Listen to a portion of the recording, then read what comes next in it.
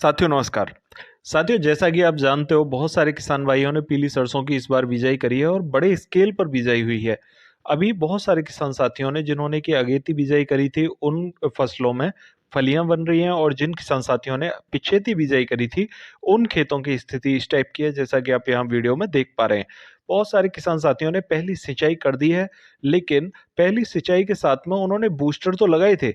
बहुत सारे किसान साथियों ने सल्फर, पोटास और बोरॉन का भी उपयोग नहीं किया है और ये किसान साथी पूछना चाहते हैं कि हमें सल्फर, पोटास और बोरॉन किस अवस्था में लगाना चाहिए जिससे कि हमें अच्छे रिजल्ट मिल सकें।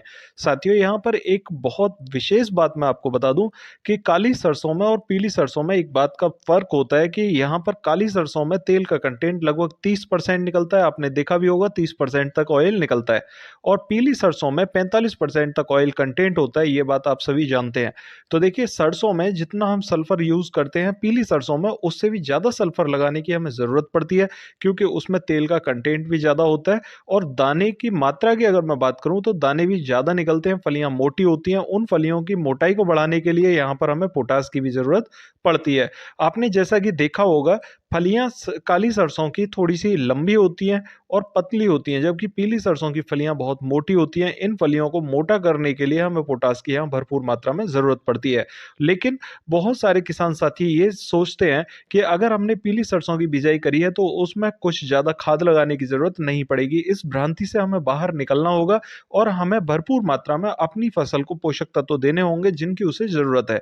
साथियों यहाँ पर जो पहला पानी हमने लगाया या पहली सिंचाई हमने जो करी है उसके बाद में अब ज़रूरत है सल्फर की। और सल्फर से ये ना आप समझें कि सल्फर से पौधे के अंदर बहुत ज़्यादा फुटाव निकलेगा, इसीलिए पहले पानी पर फुटाव के लिए हमने ह्यूमिक एसिड, सागरिका और यूरिया खाद की सिफारिश करी थी। साथियों जिन किसान भाइयों ने पहली सिंचाई कर दी है उन किसान साथियों को यहाँ पर लगाने के लिए अब सल्फर बहुत सही समय है और सल्फर की मात्रा 1 किलोग्राम प्रति एकड़ के हिसाब से लेकर उसका स्प्रे आप यहाँ पर दे सकते हैं।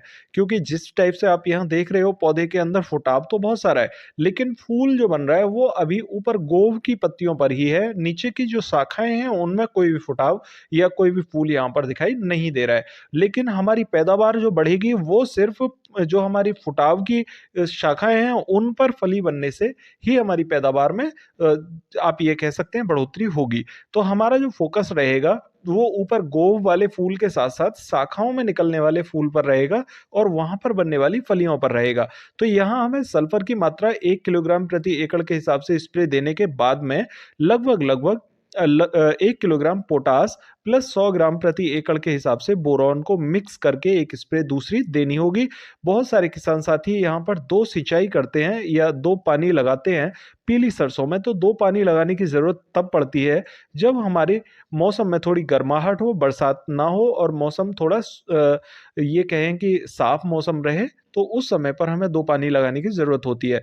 तो देखिए पहले पानी पर हमने जो खाद लगाए उनके बाद में हमने सल्फर का एक स्प्रे दे दिया और अगर हमें दूसरा पानी लगाना है या लगाने की नौबत आती है तब हम दूसरे पानी पर जो खाद लगाएंगे उसमें 20 किलोग्राम यूरिया खाद के साथ में पोटास मिक्स कर लेंगे।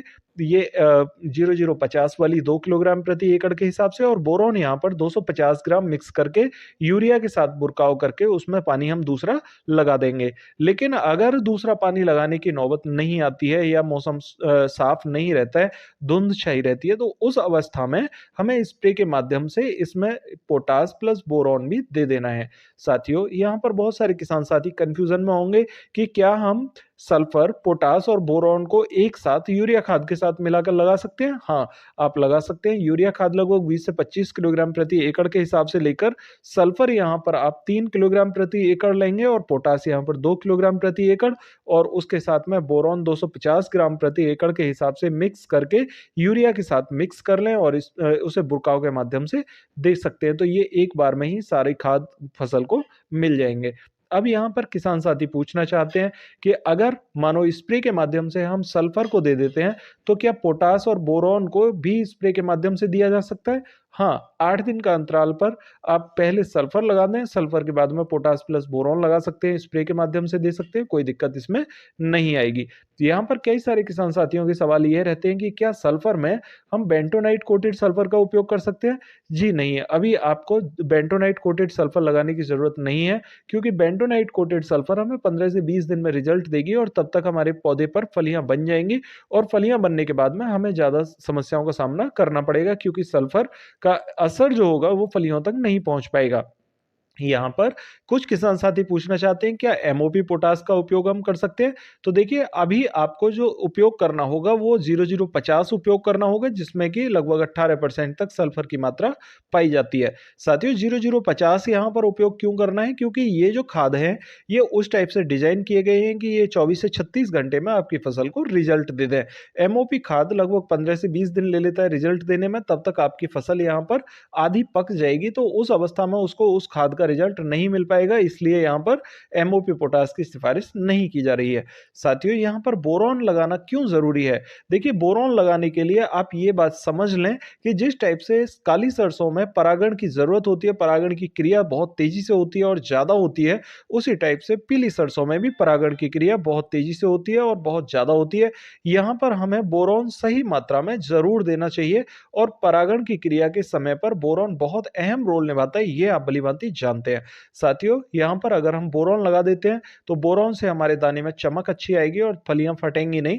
इससे हमारी फलियां मजबूत भी रहेंगी और पौधे का तना भी मजबूत रहेगा। इससे हमारे पौधे के तने में तेजी से जल्दी से फंगस नहीं आएगी। आपने जैसा कि देखा होगा कि जिन पौधों के तने कमजोर होते हैं उनमें फंगस तेजी से आ जाती है, तो बोरॉन लगाने से हमारा तना भी मजबूत होगा और फली के जो छिलके होते हैं वो भी मजबूत रहेंगे। इससे हमें काफी सारे लाभ देखने को मिलेंगे। साथियों सल्फर यहाँ पर तेल का कंटेंट बढ़ाने के साथ साथ दाने में चमक भरने का काम करेगी।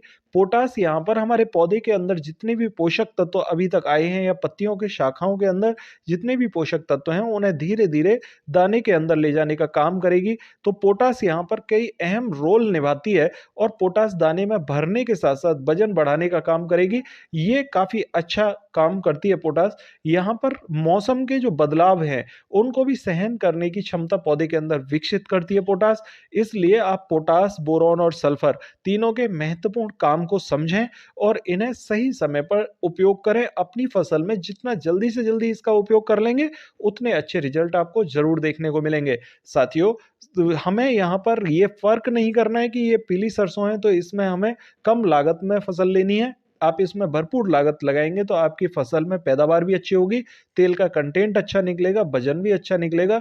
साथियों आशा करता हूं आप मेरी बात समझ पाए होंगे। फिर भी अगर आपकी कोई क्वेरी हो तो कमेंट बॉक्स में जरूर पूछिएगा और अगर चैनल पर नए आए हैं तो चैनल को सब्सक्राइब जरूर कर लें ताकि नई वीडियो का नोटिफिकेशन आपको सबसे पहले मिल सके। तो मिलते हैं फिर अगली वीडियो में, तब तक के लिए नमस्कार किसान साथियों।